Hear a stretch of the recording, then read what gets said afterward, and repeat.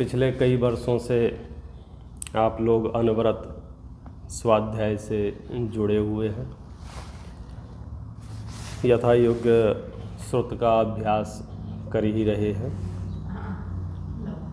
इस बार मन बनाया है कि हम चर्चा करेंगे दर्शन मोह से दुख और उससे निवृत्ति।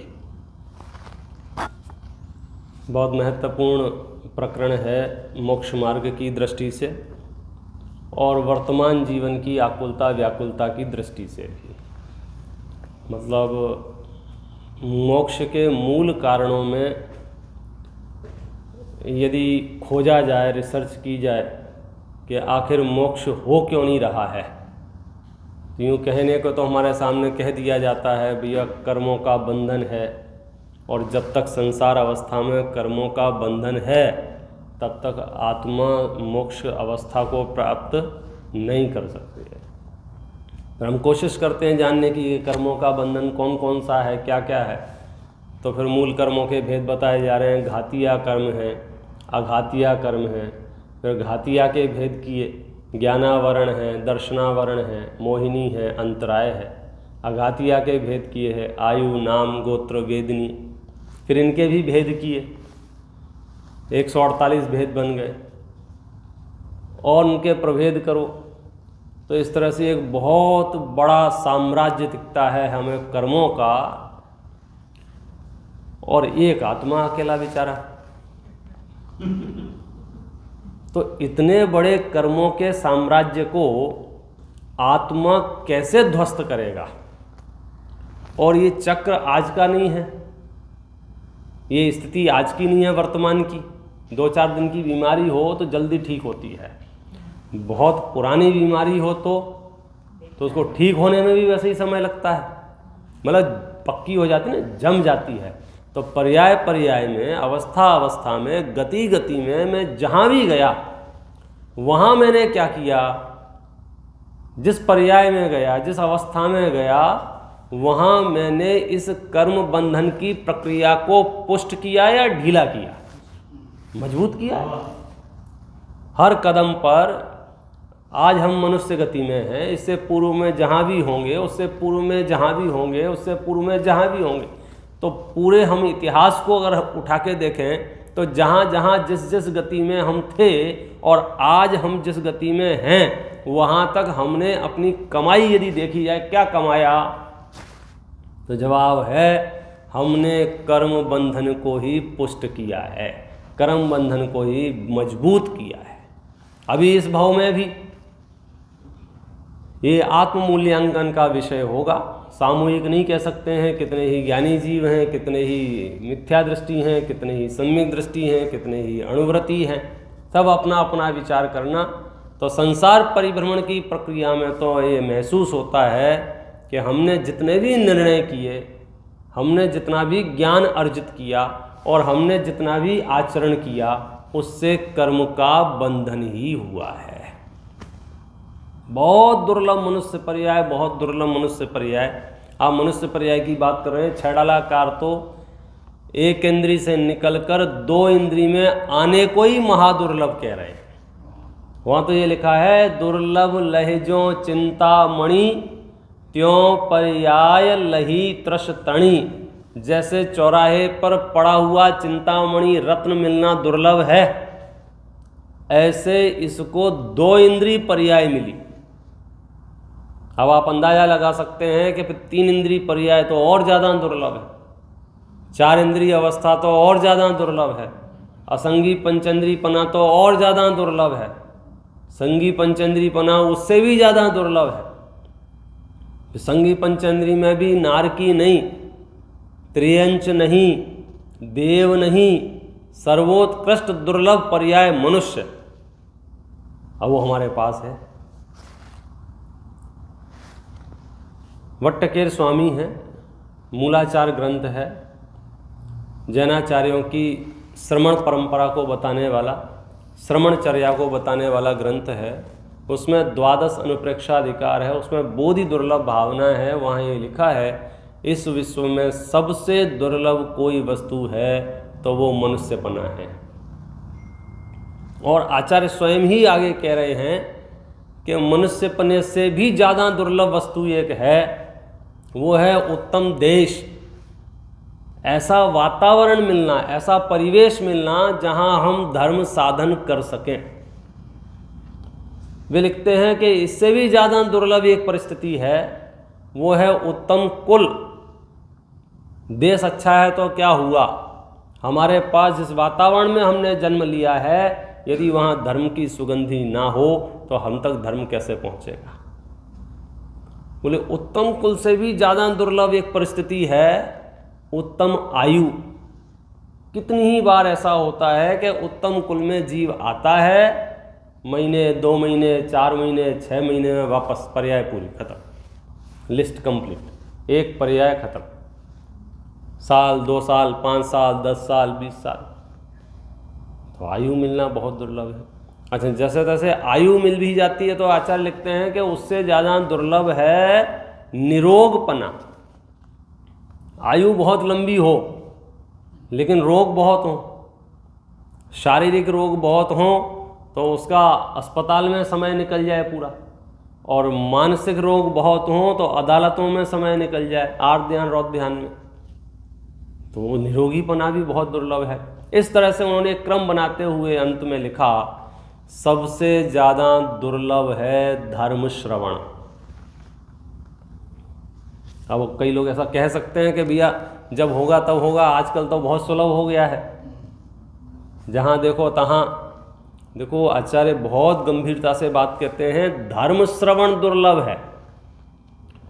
धर्म के नाम पर पाप श्रवण दुर्लभ नहीं है, धर्म के नाम पर पुण्य श्रवण दुर्लभ नहीं है, धर्म के नाम पर धर्म श्रवण दुर्लभ है।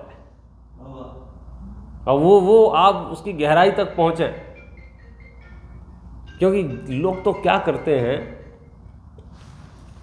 तीर्थंकरों की पवित्र भूमि भारत, अनेक आचार्य हुए, इतना बढ़िया वातावरण रहा, तो धर्म बहुत आकर्षक शब्द हो गया।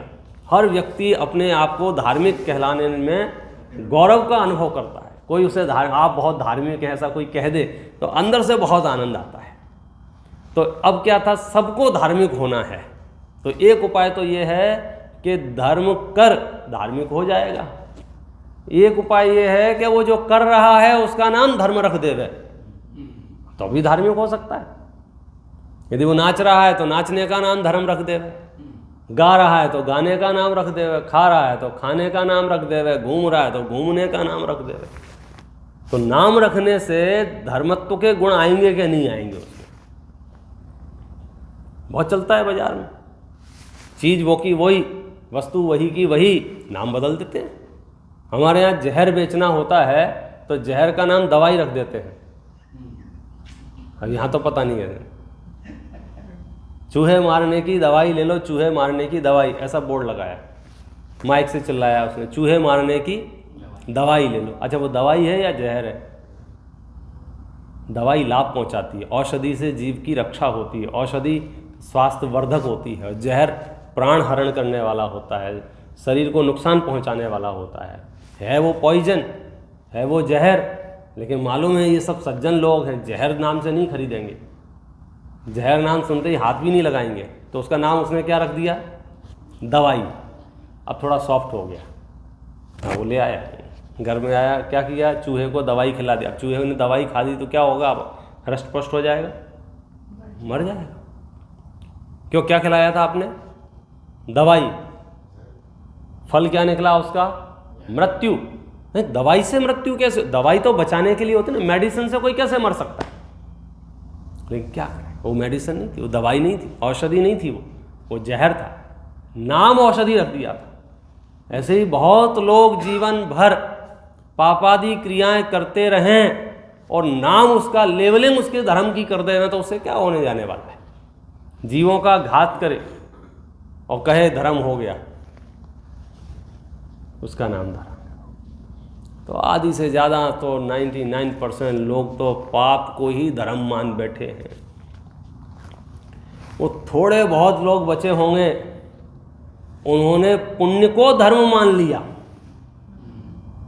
ये तो कोई बहुत सौभाग्य लेके आए हैं कि हमें ऐसा गुरु मिला जो ये धर्म को धर्म बताने वाला है।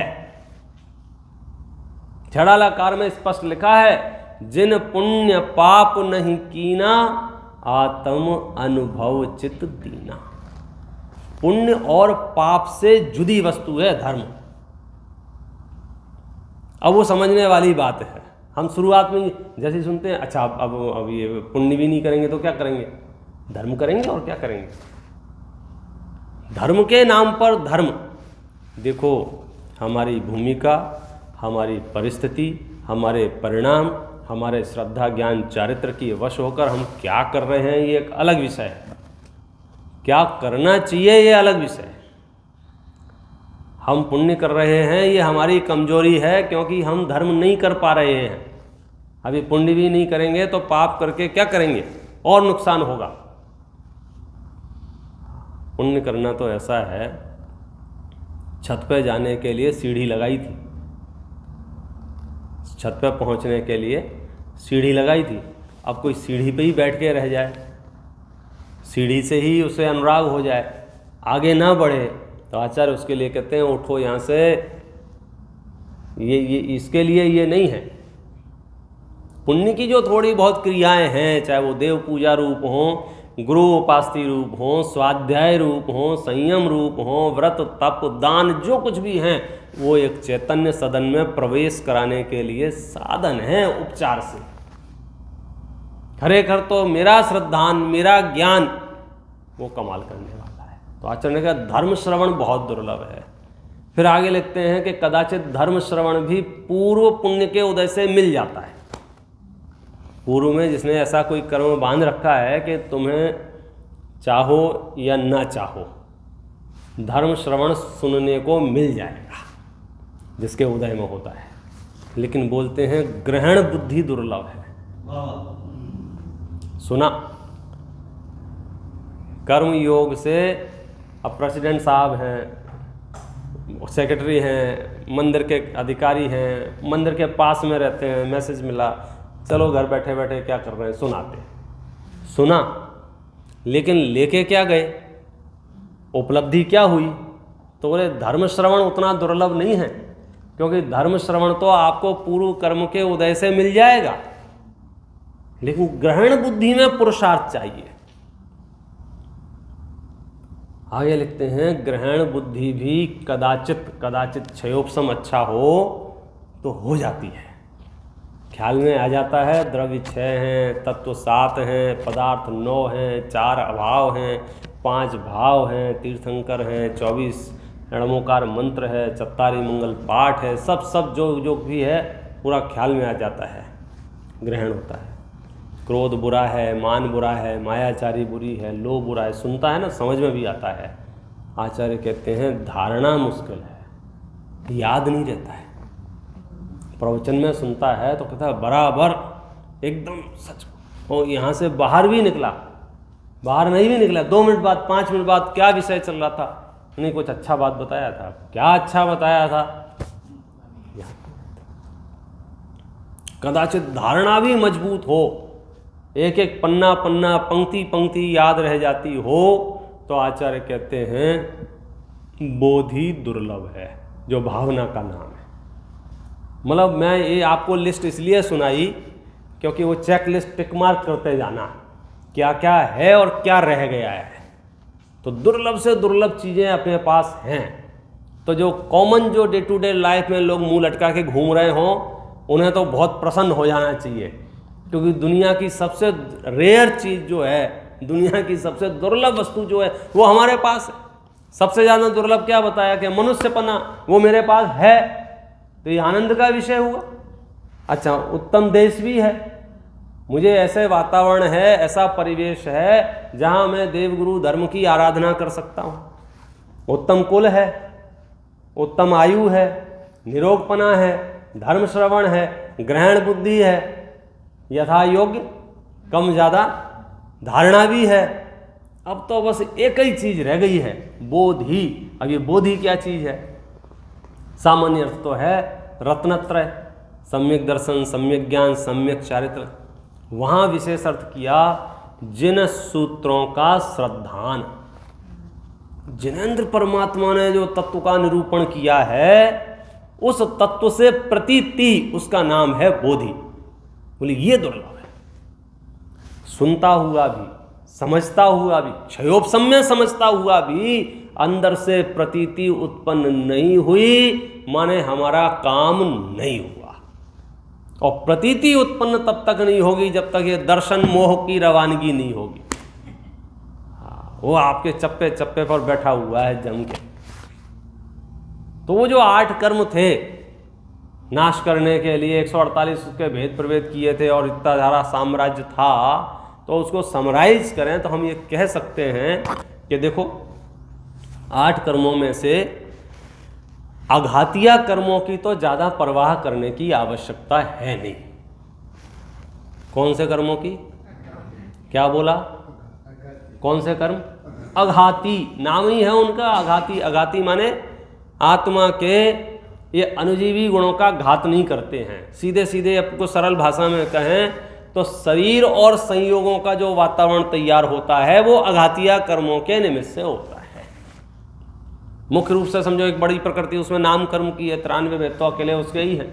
शरीर का आकार कैसा होगा, शरीर का संहनन कैसा होगा, भाषा कैसी होगी, शरीर उड़ने वाला होगा कि चलने वाला होगा कि रेंगने वाला होगा, रंग कैसा होगा, सारे भेद प्रभेद अधिकांश तो उसी के। आयु नाम गोत्र। तो आपको ये जो अघाती कर्म हैं इनसे सुख दुख का सीधा कोई खास संबंध नहीं है। मोह के कारण हमें अघातिया कर्मों से बनी हुई परिस्थितियों में सुख दुख होता है, लेकिन वे परिस्थितियां सीधे सुख दुख का कारण नहीं है। शरीर की जितनी भी अवस्थाएं हैं वे अपने आप में सुख दुख देने वाली नहीं है। शरीर का कोई भी रंग है वो सीधे सुख दुख देने में समर्थ नहीं है। कोई काले रंग का है, कोई गोरे रंग का है, कोई हरे रंग का है, कोई भी कलर है, तो कलर से सुख दुख का संबंध नहीं है। वो तो 4-6 लोगों ने बोल दिया ये रंग ठीक, ये रंग खराब, तो दिमाग में समझो मोह के कारण से वो चीज़ सामने आ गई। अन्यथा हमारे तो तीर्थंकर हरे रंग के भी, लाल रंग के भी तीर्थंकर और सोने जैसे गोल्डन कलर के भी तीर्थंकर है। तो शरीर के वर्ण से सुख दुख का कोई संबंध नहीं है। और दूसरी बात यह है अघातिया कर्मों के संबंध में तो हम और आप सब बचपन से बहुत जैन आचार्यों के पास थोड़ा बहुत भी कोई बैठा होगा, शास्त्रों को थोड़ा बहुत भी पढ़ा होगा, वो निश्चिंत है। वो तो मेरी भावना में बोलता है, कोई बुरा कहे या अच्छा, लक्ष्मी आवे या जावे, लाखों वर्षों तक जीऊं या मृत्यु आज ही आ जावे। ये क्या है? ये अघातिया कर्मों से संबंधित घोषणा कर दी उसने। क्यों? हमको 100% पता है कि इस शरीर में आयु कर्म जब तक है मुझे कोई इस शरीर से निकाल नहीं सकता, और आयु कर्म जब पूरी हो जाएगी दुनिया की कोई ताकत, कोई तंत्र मंत्र यंत्र जादू औषधि कुछ भी चीज काम आएगी नहीं। ये एक कॉन्फिडेंस है हमारे तीर्थंकरों के अनुयायियों का। तो जगत की जो व्यवस्था है व्यापार का, घर परिवार का, शरीर का, संयोगों का, उसकी तरफ से तो हम बहुत निश्चिंत रहे। और हमने तो खुल्लम खुल्ला भजनों में खूब गाया। मैं तो आपको स्मरण भी कराऊं तो हमारे एक बहुत प्रसिद्ध भजन है, कौन सा? तुमसे लागी लगन। शायद ही कोई होगा जिसने नहीं सुना हो। तुमसे लागी लगन ले लो अपनी शरण पारस प्यारा, मैटो मैटो जी संकट हमारा। बहुत प्यारा भजन है। इसकी एक पंक्ति तो मुझे बहुत प्रभावित करती है। मानो वो पंक्ति में आचार्य ने, भगवान ने पूछ लिया हो, अच्छा बताओ क्या संकट है तुमने। आपने भगवान के सामने भजन गाया, ऐसा होता नहीं है, लेकिन अपन ज्ञान में समझने के लिए मानो भगवान ने पूछ लिया आपसे, अच्छा बताओ क्या संकट है। तो पता हमने क्या कहा भगवान से? जग के दुख की तो परवाह नहीं है, इस दर्जे की भी हम जैनत्व को धारण करते हैं क्या नहीं करते हैं, ये सोच लो। पहली पंक्ति हमने भगवान से क्या कहा, और ये वो भजन है जो लगभग सबने सुना होगा। रोड पे खड़े होके हमने माइक लगा के चिल्लाया है, सबको सुनाया है। ये जुलूस में, यात्राओं में, शोभा यात्रा में, भगवान के साथ में, रथ यात्रा में, जो भी कहो आप उसको नाम।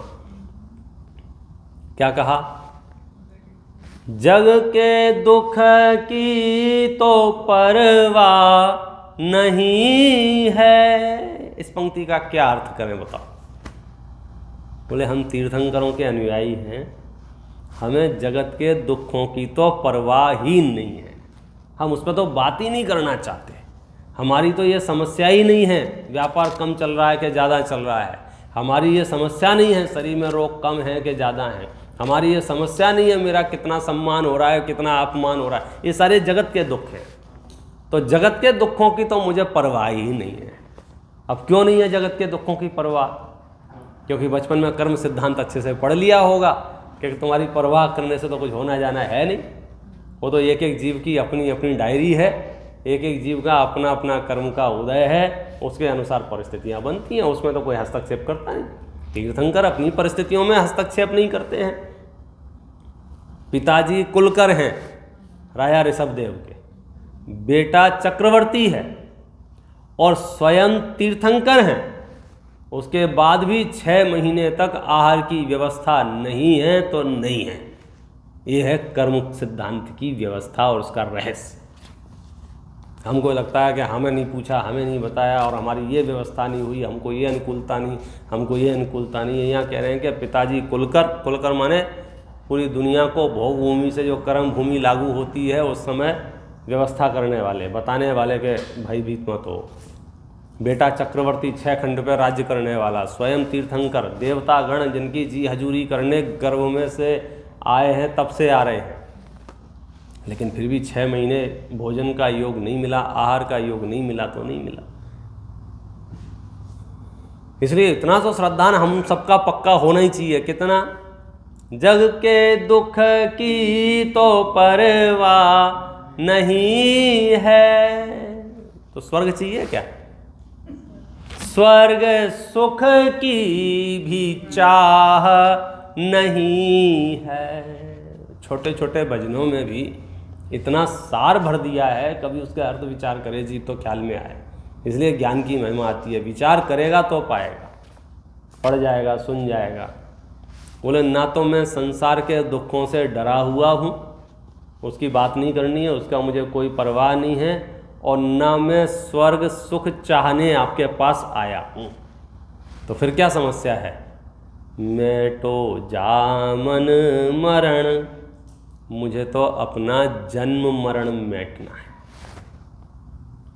बीमारी क्या है, ये समस्या नहीं है कि लौकिक, क्योंकि उसको तो समझ गया कि उसमें तो हम दिमाग लगा ही नहीं सकते। कर्म का उदय जब जिसको जैसा आना है वो आकर के ही रहेगा, वो रुकने वाला है नहीं। तुम्हारी पहचान चक्रवर्तियों से हो, अरे पहचान छोड़ो, तुम खुद चक्रवर्ती हो तो भी कुछ नहीं कर सकते। 1 मिनट पहले 6 खंड का राज्य है तो दूसरे मिनट ऐसे परिस्थिति हो सकती है कि 700 वर्ष तक के लिए कोढ़ हो जाए। न 6 खंड का राज्य था तब मोक्ष मार्ग रुका, और न कोढ़ हो गया तब मोक्ष मार्ग रुका, क्योंकि मोक्ष मार्ग अंतर परिणति का नाम है, बाह्य परिस्थितियों का नहीं। हमारी आदत बाहर से पड़ गई है देखने की, थोड़ी परिस्थितियां गड़बड़ हो गई तो ऐसा लगता है सब बेकार हो गया, और थोड़ी परिस्थितियां अच्छी हो जाता है ऐसा लगता है अरे मज़ा आ गया मज़ा आ गया मज़ा आ गया। यहाँ कह रहे हैं ये सब पुण्य पाप की पर्याय हैं, आएंगी चली जाएंगी, तुम मूल बात करो। तो इसलिए जो घातिया कर्मों वाला मामला है वहाँ तो हमने ज़्यादा उसमें उपयोग लगाने की आवश्यकता नहीं है। ये दुर्भाग्य है, सारा उपयोग वहीं लगता है, शरीर में और संयोगों में। और ये कह रहे हैं कि शरीर और संयोगों में उपयोग लगाने जैसी कोई चीज़ नहीं है, क्योंकि उसमें हम कुछ कर नहीं सकते। जितने दिन के लिए शरीर में आपका एग्रीमेंट है उतने दिन का है, न किसी के दुर्भावनाओं से ये कम होगा, न किसी की सद्भावनाओं से ये बढ़ जाएगा। आप इस शरीर में कितने दिन रहेंगे, बोला आयु कर्म के हिसाब से। नहीं साहब हमारी बहुत प्रसिद्धि है, बोले रहने, हमको बहुत लोग जानते हैं, बोले जानने, हमको कोई नहीं जानता, ठीक है कोई फर्क नहीं पड़ता है। हम बहुत बड़े विद्वान हैं, ठीक है, बने रहो। मतलब आपकी कोई भी प्रोफाइल, कोई भी विजिटिंग कार्ड आयु कर्म को डिस्टर्ब करने में समर्थ है क्या? नहीं। तो आघातीय कर्मों में तो फिर कोई चलने वाली है नहीं। अच्छा, सीधे सीधे उससे दुख भी नहीं है।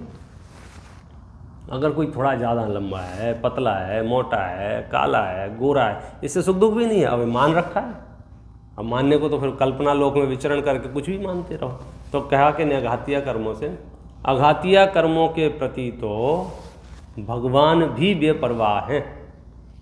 मतलब केवल ज्ञान प्रकट हो जाता है और अघातीय कर्म वैसे के वैसे बने, वहाँ कुछ डिस्टर्बेंस है ही नहीं। 8 कर्म है ना, 8 में से 4 ही नाश करने पर केवल ज्ञान प्रकट हो जाता है। तो कौन सा? घाती अघाती। तो अघातिया अपने को ज़्यादा चिंता की विषय नहीं है। अब आएगा घातिया। घातिया में कौन कौन से हैं? ज्ञानावरण, दर्शनावरण, मोहिनी और अंतराय। यहाँ कहते हैं कि ज्ञानावरण कर्म की वजह से, दर्शनावरण कर्म की वजह से या अंतराय कर्म की वजह से जो भाव होते हैं, वो भाव नवीन बंध में कारण नहीं है। नवीन बंध में यदि कोई कारण है तो वो एक अकेला दर्शन मोह और चारित्र मोह, माने मोहिनी कर्म उसमें बंध में कारण है। देखो, क्षयोपशम कम हो या क्षयोपशम ज़्यादा हो, इससे सुख दुख का कोई संबंध नहीं है। सुख दुख का संबंध किससे है? मोह से। वो मोह कहता है कि मुझे और जानना है, मुझे और जानना है, क्षमता इतनी है, इच्छा इतनी है। तो इच्छा वाला जो पार्ट है वो किसका है? वो मोहिनी कर्म का है।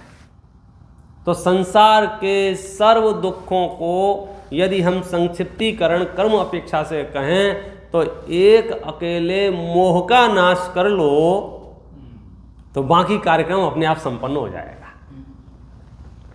हम जो भगवान बनने की भी बात कहते हैं तो भगवान में 2 गुण हैं, एक वीतरागता और एक सर्वज्ञता। वीतरागता माने संपूर्ण प्रकार के विकारों का अभाव, सर्वज्ञता माने इस विश्व को जानने की क्षमता। ज्ञान इतना विकसित हो जाता है कि 3 लोग 3 काल एक साथ उसमें दिखने लग जाएं, जानने में आने लग जाएं। तो वीतरागता और सर्वज्ञता। परिस्थिति क्या है? पुरुषार्थ क्या है? पुरुषार्थ तो वीतरागता का है, सर्वज्ञता तो स्वयमेव प्रकट होने वाली चीज है। एक के साथ एक फ्री ऑफर चल रहा है अनादिकाल से कि आप तो वीतरागी हो जाओ, सर्वज्ञपना तो स्वयमेव आ जाएगा, और वीतरागी नहीं हुए तो सर्वज्ञपने का हम करेंगे क्या? हम अभी थोड़ा जानते हैं तब इतनी आकुलता होती है क्योंकि मोही रागी देशी हैं। तो 3 लोग जानेंगे तो क्या होगा? क्षमता भी तो चाहिए। तो वीतरागी हैं इसलिए वो सर्वज्ञता उनकी सार्थक है। तो हम ये कह के क्या कहना चाह रहे हैं कि यदि हम सुखी होना चाहते हैं, यदि हम भगवान बनना चाहते हैं, हम परमानंद को प्राप्त करना चाहते हैं, आनंद की स्थिति में आना चाहते हैं, तो कर्मों की अपेक्षा बात करेंगे तो कहेंगे कि तुम दर्शन मोह का अभाव करो, और अंदर परिणति से बात करेंगे तो वीतरागता को प्रकट करो। क्योंकि वीतरागता को प्रकट किए बिना बाह्य परिस्थिति कितनी ही अनुकूल क्यों ना बन जाए, वो अनुकूलता परिस्थिति जन्य होने से, पर्याय होने से नाश को प्राप्त हो जाएगी। जी वहीं की वहाँ। तो हमारे सर पे जो बोझा था थोड़ा सा हल्का किया पंडित जी साहब ने, टोडरमल जी साहब ने। क्या हल्का किया? कि तुम 8 कर्मों से मत घबराओ। 8 में 4 तो तुम्हारा कुछ बिगाड़ ही नहीं रहे, अघातिया नाम से ही हैं, कुछ नहीं करते। 4 में से जो बचे घातिया हैं उनमें से भी 3 से ज़्यादा मत घबराओ। कितना बचे? एक अकेला मोह। अब मोह में भी समझो 2 भेद हैं मोह के। एक का नाम है दर्शन मोह और एक का नाम है चारित्र मोह। आप देखना, चारित्र मोह तो हमें पकड़ में आ जाता है। जितने भी प्रकार के विकार हैं वो सारे के सारे चारित्र मोह के खाते के हैं। हमें गुस्सा आया, क्रोध आया, मान आया, मायाचारी हुई, लोभ हुआ, हास्य है, रति है, अरति है, शोक है, भय है, जुगुप्सा है, स्त्री वेद है, पुरुष वेद है, नपुंसक वेद है, जो भी विकार है वो सारा का सारा क्या है? चारित्र मोह। दर्शन मोह का क्या मामला है कि वो पर्दे के पीछे से काम करता है, वो सीधे सीधे पकड़ में नहीं आता है, और सारी बीमारी उसी की है। ये जो क्रोध भी है, मान भी है, मायाचारी भी है, लोभ भी है, कषाएं भी जो हमको दिख रही हैं, जो कषाएं परेशान कर रही हैं, वो कषाएं कषायों के कारण से नहीं है, वो कषाएं भी मिथ्यात्व के कारण से है। मिथ्यात्व ना हो तो कषाय उत्पन्न ही ना हो। देखो, उल्टी होती है, बुखार आता है, या और कोई परेशान, चक्कर आते हैं, तो ये तो लक्षण है, सिम्टम है, ये बीमारी नहीं है। बुखार आना बीमारी नहीं है, उल्टी होना बीमारी नहीं है, सर दुखना, चक्कर आना बीमारी नहीं है। बीमारी तो कुछ और है। डॉक्टर इस पर ध्यान नहीं देता तो उल्टी हो रही है कि नहीं हो रही है, वो तो इस पर ध्यान देता उल्टी हो क्यों रही है। यदि ज़्यादा खाया है इसलिए हो रही है तो ठीक है, घर जाओ, अपने आप से दवाई लेने की भी जरूरत नहीं। लेकिन अगर मलेरिया है, अंदर में और कुछ तकलीफ है, तो फिर इलाज जो चलेगा वो किसका चलेगा? उल्टी का नहीं चलेगा, मलेरिया का चलेगा। उल्टी तो अपने आप रुक जाएगी। हम और आप सब विश्व के प्राणी परिणामों को जो कंट्रोल करना चाहते हैं, गुस्सा नहीं आए, मान नहीं हो, मायाचारी नहीं हो, लोभ नहीं हो, अब वो असली कारण जो है पर्दे के पीछे कौन? मिथ्यात्व बैठा बैठा कषायों को उत्पन्न करा है। हमको सिर्फ कषाय नजर आती है। अच्छा, कषाय नजर आती है और कषाय में भी कारण उल्टे सीधे नजर आते हैं। गुस्सा मुझे आ रहा है, कारण मैं आपको मान रहा हूं। कोई भी पूछता है तुमको गुस्सा क्यों आता है, बोले भाई साहब की वजह से आता है। अच्छा, भाई साहब को अता पता भी नहीं। आप देख लो, कोई ना कोई व्यक्ति, कोई ना कोई वस्तु आपने अपना कारण मान रखा है। कोई भी से पूछ लो, भाई साहब आप गुस्सा, मेरी कोई गलती नहीं है, बोले क्यों गुस्सा किया? इन्होंने उल्टा परिणमन किया, इनने विपरीत परिणमन किया, इन्होंने गलत कहा, इन्होंने गलत किया, मतलब कुछ ना कुछ बहाना ऐसा लेके आ जाएगा, जबकि ये सच्चाई नहीं है। मुझे जो कषाय हुई है वो मेरे अंदर पड़े हुए अज्ञान और मिथ्यात्व के कारण हुआ है। सामने वाले ने दुर्व्यवहार किया है, सामने वाले ने दुर्वचन कहे हैं, इस वजह से कषाय नहीं हुई है। क्योंकि हमने ऐसा देखा है, सामने वाला सद्वचन कह रहा है तो भी कषाय हो जाती। पहले ही तीर्थंकर भगवान आदिनाथ के समोसरण में भगवान का प्रवचन चल रहा है, अच्छा, अचानक से मारीची जी नाराज हो गए। ये तो कथा सबने सुनी है ना। उनसे पूछा, भैया क्यों नाराज हो गए? तो बताओ क्या जवाब दिया? मेरी कोई गलती नहीं है, उनसे पूछो उन्होंने ऐसा क्यों बोला। अच्छा आप बताओ, इसमें किसकी गलती है? आदिनाथ भगवान की। क्यों? मारीची जो बोल रहा है, आदिनाथ भगवान की वजह से गुस्सा आया है। क्यों? क्योंकि आदिनाथ भगवान ने बोल दिया है उसमें उपदेश में क्या कि 24वें नंबर का तीर्थंकर होगा, उसको नाराज हो गए। ऐसा कैसे बोल दिया? मैं सिर्फ उदाहरण से ये समझाना चाहता हूँ कि अज्ञानी जीव, कषाई जीव अपने हेतुओं को नहीं पहचानता है, कहीं भी आरोप प्रत्यारोप लगा के आगे बढ़ जाता है। और पूरी दुनिया में यही हो रहा है। सामने वस्तु दिखती है, कार्य दिखता है, लेकिन कारण नहीं दिखता तो हम किसी को भी कारण मान लेते हैं। और जब कोई सामने भी ना दिख रहा हो तो अंदाज से बोलते ऊपर वाला है साहब, जो कुछ भी है वो तो परमानेंट कारण है ही ना हर चीज में।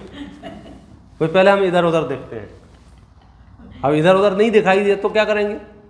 ऊपर वाला।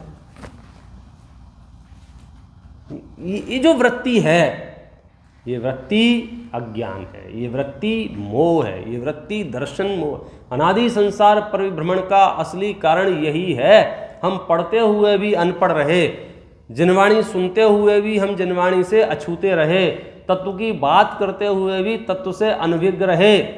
पढ़ने को पढ़ लिया, सुनने को सुन लिया, सुनाने को सुना दिया। अंदर में जो दर्शन मोह बैठा था वो मजे मार रहा है, क्योंकि सुनने वाला कर्ता भाव से सुनता है और सुनाने वाला कर्ता भाव से सुनाता है। इतने एक्सपर्ट हैं कि उस शरीर में कुछ रोग हुआ था 10, 20, 50 साल पहले, जो भी जगह जगह जो दाने दाने, बोले क्यों हुआ है, बोले क्यों हुआ है, तो आधे से ज़्यादा जगह कोई नाम रख दिया, बोले फलानी देवी की वजह से हुआ। हमारे यहाँ उसका नाम शीतला था, आपके यहाँ क्या था पता नहीं, यही था। क्यों ऐसा? क्योंकि गलती उसकी नहीं है, किसने क्या किया उस पर कोई अपनी टिप्पणी नहीं। बात यह है कि उसको कुछ दिख नहीं रहा था ना, बीमारी तो दिख रही थी, कारण नहीं दिख रहा था, और बिना कारण के कार्य होता नहीं है। तो उसने क्या किया, कुछ ना कुछ तो चाहिए। जैसे पुलिस में आप रिपोर्ट लिखा दो तो FIR तब तक ओपन रहेगी जब तक चोर नहीं पकड़े जाएंगे। चोर पकड़े जाएंगे तब वो फाइल बंद होगी। अब उसको अपना प्रमोशन करना है, फाइल बंद करनी है, जितनी ज़्यादा फाइल कम होंगी उतना अच्छा है। तो वो क्या करता है, किसी को भी पकड़ के कबूल करा लेता है, किसी को मार पीट के, किसी को डांट के, किसी को जैसे भी है। अच्छा, उससे हुआ क्या कि वो जो असली कारण था ना, जो असली चोर है, अब वो जिंदगी भर आज़ाद घूमेगा, क्योंकि उसकी फाइल तो क्लोज हो गई। तो असली कारण तो हमको पता ही नहीं चलेगा।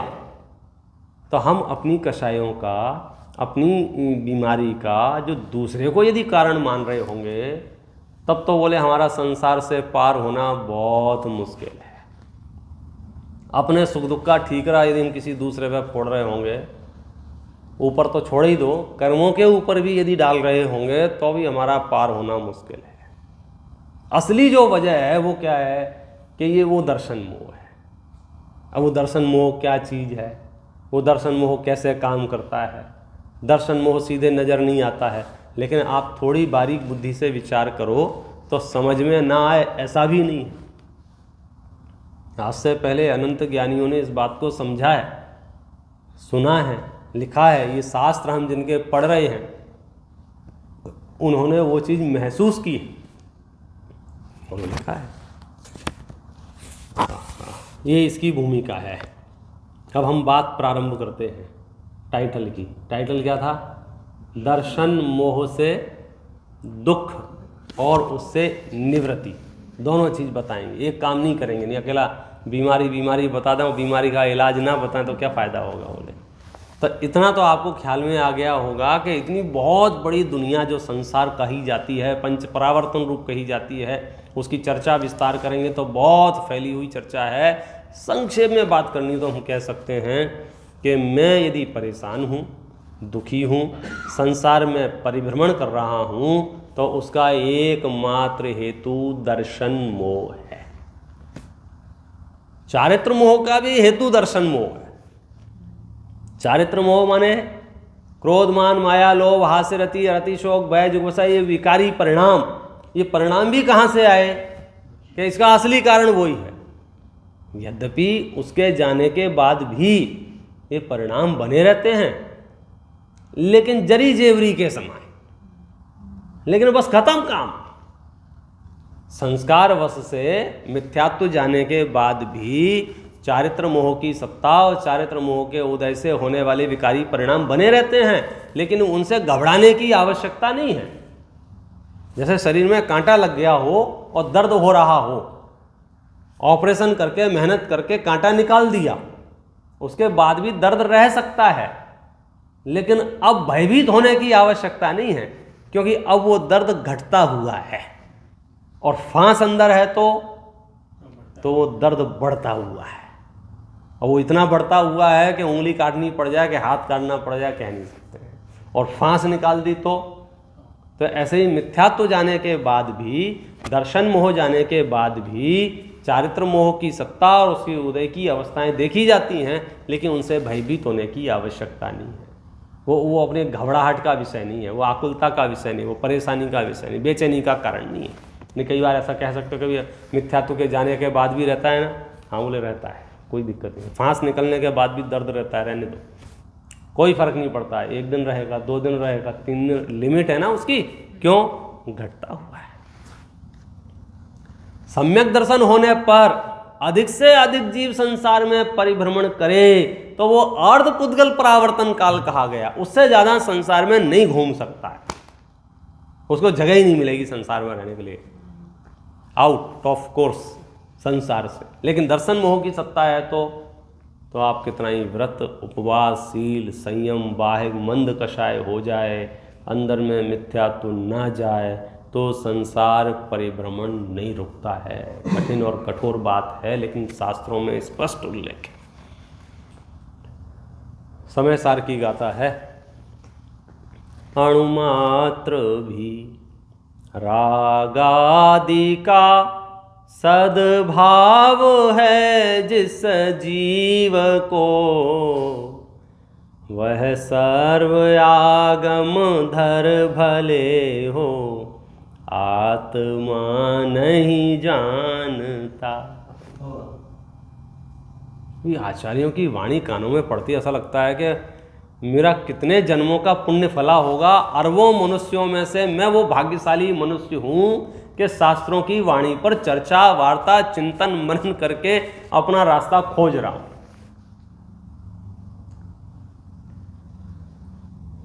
पूरे शास्त्र मुझे याद हैं, लेकिन राग भाव से आत्मा को एकमेक मानता हूँ, तो कहते हैं इसको सम्यक तो नहीं, इसका मोक्ष मार्ग शुरू नहीं।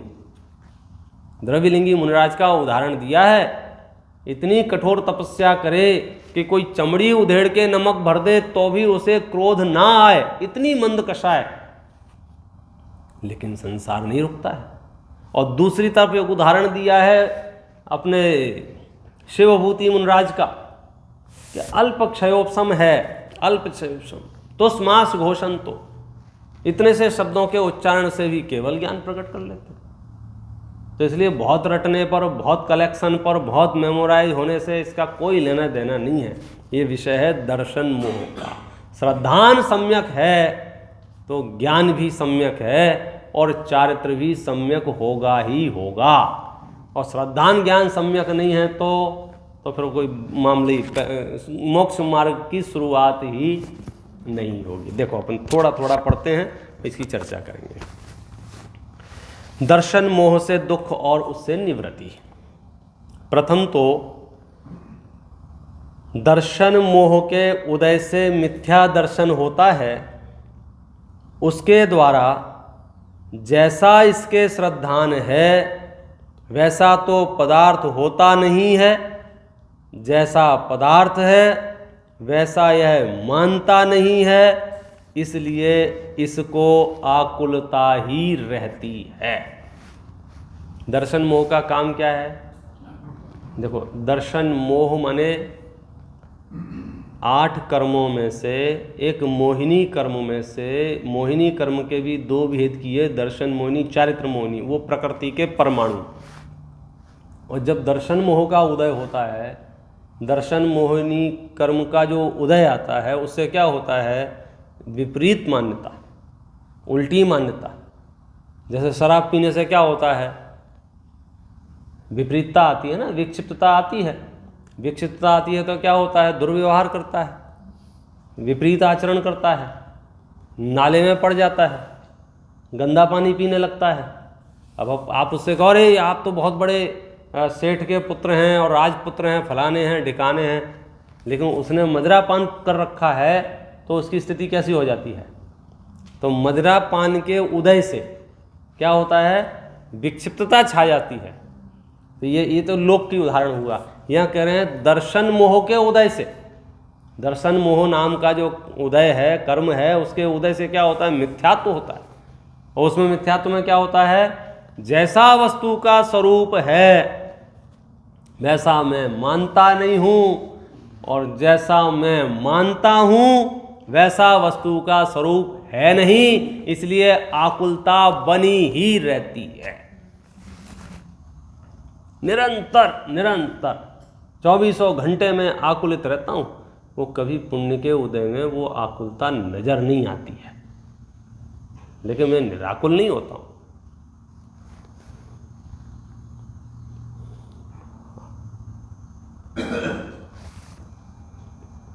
ऐसा माइंडसेट होता है, सत्य सुनते हुए भी सत्य समझ में नहीं आता है।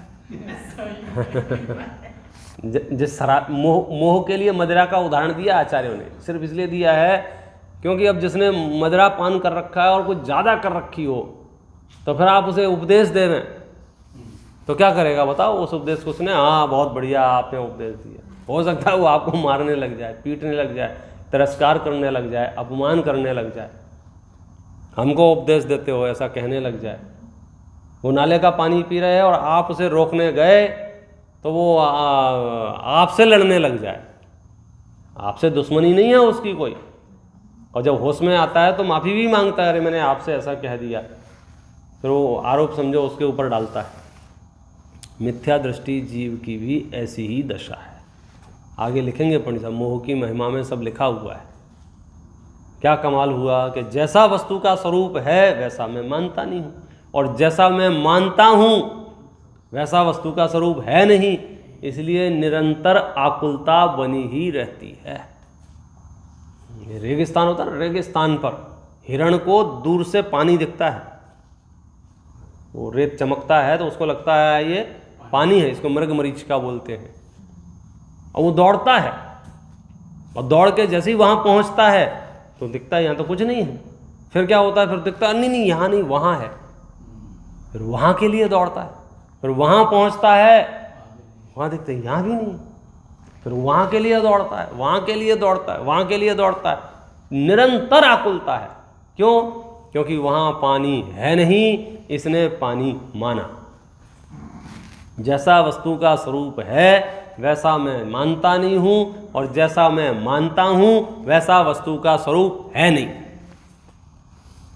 अंदर ही अंदर अंदर अंदर आग जल रही है एक एक जीव के अंदर आकुलता की, ऐसा नहीं ऐसा हो जाए, ऐसा नहीं ऐसा हो जाए, ऐसा क्यों हो गया, ऐसा क्यों नहीं हुआ, ऐसा हो जाता तो बहुत बढ़िया रहता, ऐसा नहीं होता तो बहुत बढ़िया।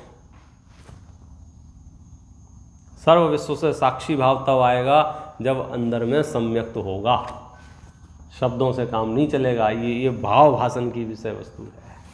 वेद विज्ञान करके उस पर श्रद्धा की मोहर लगेगी तो सम्यक दर्शन होगा, और समझेगा तो उस पर आगे बात बढ़ेगी। समझेगा कब? जब पढ़ेगा तो समझेगा, तो श्रुत का सानिध्य रहेगा तो संभावना है इस जीव के मोक्ष में जाने की। इसलिए आचार्यों ने बार बार प्रयत्न किया है कि स्वाध्याय कर, स्वाध्याय कर, स्वाध्याय कर, स्वाध्याय। 12 प्रकार के तप बताए हैं जैनाचार्यों ने, 12 नाम सुने होंगे आपने। 6 बहिरंग हैं, 6 अंतरंग हैं। अनशन, अवमोदर्य, वृत्ति पर संख्यान, रस प्रत्याग, विवेकसंयासन, काय क्लेश, प्रायश्चित, विनय, वैयावृत्ति, स्वाध्याय। 10वें नंबर का तप कहा है, 10वें नंबर का। आप समझे, बहुत ऊंची चीज है ये, लेकिन करें क्या हम नहीं समझ पाए। एक दिन कोई भोजन ना करे तो हमें ऐसा लगता है ये तपस्वी है, और एक दिन कोई शास्त्र अभ्यास करे तो आपको महसूस होता है ये तपस्या कर रहा है, जबकि वो 10वें नंबर की तपस्या कर रहा है। भूखा रहना, अनशन करना पहले नंबर की तपस्या है, और स्वाध्याय कोई कर रहा है तो 10वें नंबर का तप रहा, लेकिन हमने उसको बताया नहीं, जनता को ख्याल में नहीं आया, रह गया कहाँ क्या है। तीर्थंकर परमात्मा अपने पूरे जीवन काल जब वो केवल ज्ञान प्रकट हो जाता है, समोसरण में स्वाध्याय नाम का तप ही जीवों को कराते हैं। बोलो समोसरण में क्या होता है? धर्मोपदेश। धर्मोपदेश माने यही 6 द्रव्य हैं, 7 तत्व हैं, वस्तु का स्वरूप है, जो जो जीव जिस जिस भाव से गया उसको वाणी सुनने को मिलती। प्रवचन प्रवचन प्रवचन प्रवचन प्रवचन प्रवचन, मतलब जिस दिन से भगवान को केवल ज्ञान हुआ और जब तक निर्वाण नहीं हो जाएगा तब तक बोलो भगवान क्या करते हैं समोसरण में बैठ के? व्याख्यान व्याख्यान व्याख्यान व्याख्यान। आज हमको लगता है व्याख्यान तो ठीक है, और कुछ करो। हमको लग रहा है ज्ञान में क्या करेंगे, और कुछ बताओ ना। आप तो ये बताओ कितने रुपया देके हमारा काम हो सकता है। आप तो ये बताओ सोने का, चांदी का, उसे नहीं खबर है। हमारे यहाँ तो मंदिरों में भी जाते हैं लोग, भगवान से बोलते हैं भगवान मेरा ये काम करा देना, 200 ग्राम चांदी का छत्र चढ़ाऊंगा। हाँ ऐसे है। उसे पता नहीं है कि वो कुंटलों चांदी छोड़ के गए हैं तेरे 200 ग्राम के चक्कर में, अपनी आत्मा का सुख छोड़ के नहीं आएंगे। टनों से चांदी थी, टनों से नहाने के बाल्टी मग्गे सब चांदी के, और तू 200 ग्राम में ऐसा कर रहा है जैसे बहुत बड़ा थोड़ा सा लेवल भी नहीं पता है उसे, तीर्थंकर का वैभव नहीं मालूम उसे। ज्ञानेश्वरी दीक्षा लेने से पहले उनके पास कितना तामझाम था उसे अंदाजा नहीं है। उसे लग रहा है कि मैं जो 200 ग्राम का लाया वो बहुत बड़ा काम हो गया और सर भगवान आपके सर पर रहेगा। तो आप भगवान कह रहे हैं कि भैया जिस दिन केस लॉन्च किए थे उस दिन हमने सब समाप्त हो गई थी रामायण, हमें क्या लेना देना है। लेकिन अज्ञानता का कमाल है ये।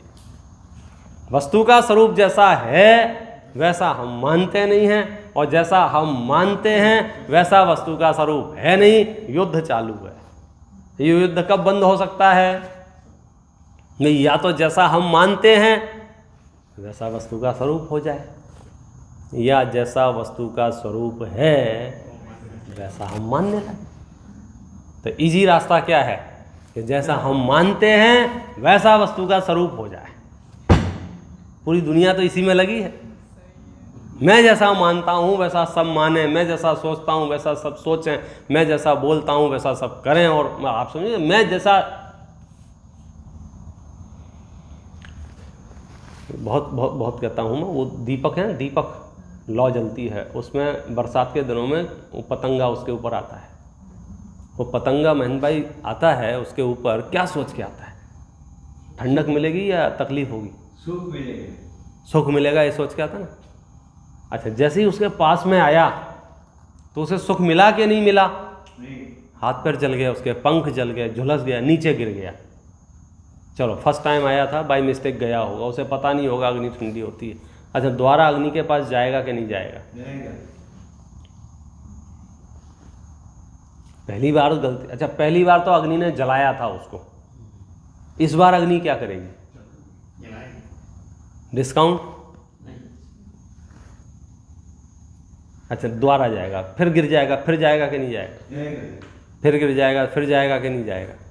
क्यों? जैसा ये अग्नि का स्वरूप मानता है वैसी अग्नि है नहीं, और जैसी अग्नि है वैसी ये मानता नहीं है, इसलिए मरण पर्यंत कष्ट होने वाला है इसको। मिथ्यात्व का यही तमाशा है। जैसा वस्तु का स्वरूप है वैसा मैं मानता नहीं हूँ, जैसा मैं मानता हूँ वैसा वस्तु का स्वरूप है नहीं, मरण पर्यंत कष्ट होता है। अच्छा, मरने के बाद फिर होश में आता है तो फिर वही कहानी चालू है। क्योंकि मिथ्यात्व यदि है तो नरक में जा, देव में जा, स्वर्ग में जा, जहाँ जाएगा कलह करेगा। कसाई जी होते हैं, कसाई जी कितने ही पुण्य के उदय हो जाए, इनके गाड़ियाँ खड़ी हों, महल बने हों, सब संयोग हों, तो भी उसने कसाई करनी ही करनी है। ये मिथ्यात्व का ऐसा ही कोई चमत्कार है, तुम कितनी ही कुछ कर लो कोई फर्क पड़ने वाला नहीं। दर्शन मोह के उदय से मिथ्या दर्शन होता है, उसके द्वारा जैसा इसके श्रद्धान है वैसा तो पदार्थ होता नहीं है, जैसा पदार्थ है वैसा यह मानता नहीं है, इसलिए इसको आकुलता ही रहती है। लगातार लगातार लगातार वो पतंगा निरंतर आकुलित रहता है, निरंतर।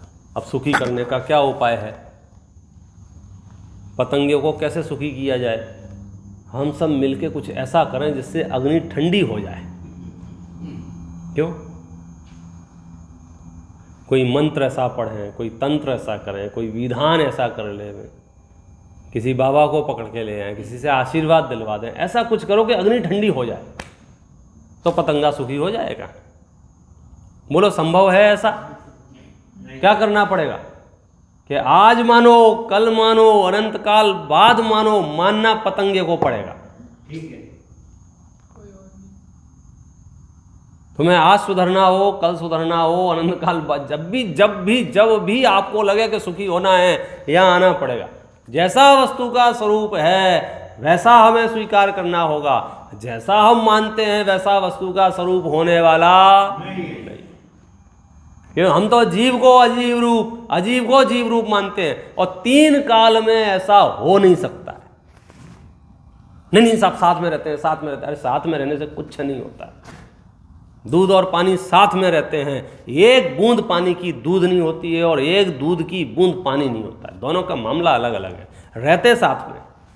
एक क्षेत्र अवगाह संबंध है मेरी आत्मा का और शरीर का, असमान जाति पर्याय कहा है शास्त्रों में इसे, लेकिन इससे मैंने शरीर को कुछ लिया दिया हो या शरीर ने मुझे कुछ लिया दिया हो, ऐसा मामला नहीं है। जैसा वस्तु का स्वरूप है वैसा मैं जान लूँ। अब फिर आपके मन में एक जिज्ञासा उत्पन्न हो रही होगी, तो पंडित जी फटाफट से वस्तु का स्वरूप बता दो।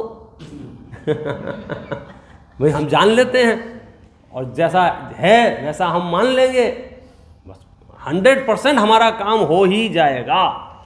अब वो वस्तु का स्वरूप क्या है अथवा मैं क्या मान रहा हूँ, इसकी विस्तृत चर्चा इसमें की है। एक सरलतम उदाहरण देके बात की है, समझने जैसी बात है, क्योंकि ये दर्शन मोह एक ऐसा विषय है जो इंटरनल मामला है, भीतरी मामला है, और हर एक जीव में इक्वल जैसा है। ऐसा भी नहीं है इसमें कोई सामर्थ्य विचार हो। आज मैं दीक्षा की बात करूँगा तो आप सामर्थ्य विचार करेंगे, मेरे शरीर की परिस्थिति वैसी है क्या नहीं है, मेरा मन वैसा है क्या नहीं है, परिवार की अनुकूलता है कि नहीं, 100 बातें हैं। लेकिन दर्शन मोह के नाश के लिए आप कोई बहाना नहीं दे सकते, सिवाय बस खुद की मर्जी ना हो तो। क्योंकि इसमें तो आपको बाहर से तो फिजिकली तो कुछ करना ही नहीं है। क्या करना है? अपनी मान्यता ठीक करनी है। तो मान्यता ठीक कैसे हो कि पहले पता तो चले कि गड़बड़ क्या है। हम तो अपनी मान्यता को ठीक ही मान रहे हैं। जब से हमने इस मनुष्य पर्याय में संगी पंचेंद्री पने से होश संभाला है, तब से हम तो अपने आप को ठीक ही मान के चल रहे हैं। हर व्यक्ति मिथ्या दृष्टि से मिथ्या दृष्टि, घोर मिथ्या दृष्टि भी अपने आप को गलत मानता है क्या? पापी से पापी जीव भी, हिंसक से हिंसक प्राणी भी अपने आप को गलत नहीं मानता है। मोह की ऐसी ही महिमा है। ये तो हमारा कोई भाग्य जगा कि मंद कषाय हुई, तीर्थंकर की वाणी सामने आई और वो बात हमें ख्याल में आ रही है, इसलिए थोड़ा सा ऐसा लग रहा है कि नहीं, मामला तो मेरे अंदर कुछ गड़बड़ चल रहा है और अनादिकाल से चल रहा है। आचार्य जो बात कह रहे हैं वो बराबर कह रहे हैं, क्योंकि ऐसा ही मुझे भाषित होता है। अब दर्शन मोह की विशेष व्याख्या और उन्हें उससे होने वाली परिस्थितियों की चर्चा इसमें आगे की है। अभी अपन ने जो चर्चा की है उसमें कोई बात हो तो आप चर्चा कर सकते हैं।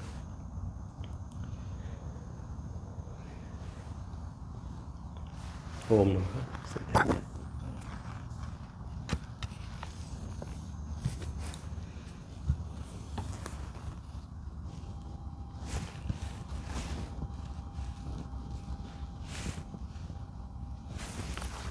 कोई ना कोई क्वेश्चन हो? हाँ, देखो, इस पर तो आपको सच में गंभीर होकर खुद सोचना पड़ेगा, खुद विचार करना पड़ेगा। पीएचडी करने जैसा काम है ये, शोध करने जैसा काम है। क्योंकि ज्ञान उपयोग लगाने में थोड़े श्रम तो होता है, लेकिन वो थोड़ा सा श्रम आपको बहुत लंबा आराम दे सकता है। क्योंकि परिस्थितियां सदाकाल एक जैसी नहीं रहेंगी। आज इंद्रियां स्वस्थ हैं, आज मन विचार कर सकता है, कल शरीर की स्थिति कैसी बनती है हमको अंदाज़ा नहीं है। लेकिन श्रद्धान यदि सम्यक हुआ तो आचार्यों ने यहाँ तक कहा है, एक बार सम्यक दर्शन यदि हो गया है, श्रद्धान सम्यक हो गया है, तो बाह्य परिस्थितियाँ कैसी भी क्यों ना बने, यहाँ तक कि विक्षिप्त भी कोई हो जाता है तो सम्यक दर्शन कायम रह सकता है। कोई फर्क नहीं पड़ता है बाहर की परिस्थितियाँ कैसी है, इंद्रियां वर्किंग में हैं या नहीं है, इससे भी फर्क नहीं पड़ता है। क्योंकि ये तो इसका तो स्वरूप ही है। पुद्गल का कार्यक्रम ऐसे ही है, वो तो आज है और कल नहीं है, और ठीक है खराब है वो सब होगा। जो पूरी दुनिया के साथ हो रहा है वो हमारे साथ होगा, लेकिन वो भेद विज्ञान के बल से, तत्व विचार के बल से आकुलता नहीं होगी। क्योंकि सम्यक ज्ञान होने पर आकुलता का अभाव हो जाता है। मिथ्या ज्ञान से बेचैनी होती है, पता नहीं क्या होगा, पता नहीं क्या होगा, पता नहीं क्या होगा। गुब्बारा फूटता है ना, तो बच्चे को बहुत घबराहट होती है, बेचैनी होती है, आकुल, मेरा गुब्बारा फूट गया। आपको नहीं होती है। क्यों? आपको गुब्बारे का स्वरूप पता है, गुब्बारे की हैसियत, गुब्बारे की क्षमता आपको सब पता है। बोले तो फूटने ही वाला था। तो ज्ञानियों को शरीर का, संयोगों का स्वरूप पता है, सच्चाई पता है। तो जिनको सच्चाई पहले से ही पता है, बस उनको वहाँ फिर आश्चर्य नहीं है। घबराहट नहीं है, बेचैनी नहीं है, भय नहीं है। आकुलता तो वहाँ है जिन्हें स्वरूप नहीं पता है। तो इसलिए स्वरूप जानने की मुख्यता से हमें अपना उपयोग एकाग्र करके लगाना ही चाहिए। खूब सोचना चाहिए, क्रॉस सोचना चाहिए इसमें, और कैसे इसको निष्कर्ष पे पहुंच सकते हैं। वो दर्शन मोह हमारे अंदर कहाँ काम करता है, किन किन विषयों में काम करता है, मिथ्यात्व का जो काम है वो कैसे अंदर ही अंदर अंदर अंदर मजबूत होता रहता है, और वो इतना मजबूत हो जाता है वो पाप को धर्म का नाम दे देता है। मिथ्यात्व जो है ना वो कितना भयानक होता है, बढ़ता है। जैसे अभी छोटी सी फुंसी हो ना तो अरे कुछ नहीं है, कुछ नहीं है, कुछ नहीं। कभी कभी वो छोटी सी फुंसी बढ़ते बढ़ते बढ़ते बढ़ते भयानक रूप धारण कर लेती है। तो इसलिए मिथ्यात्व बैरी का तो अंश भी बुरा है।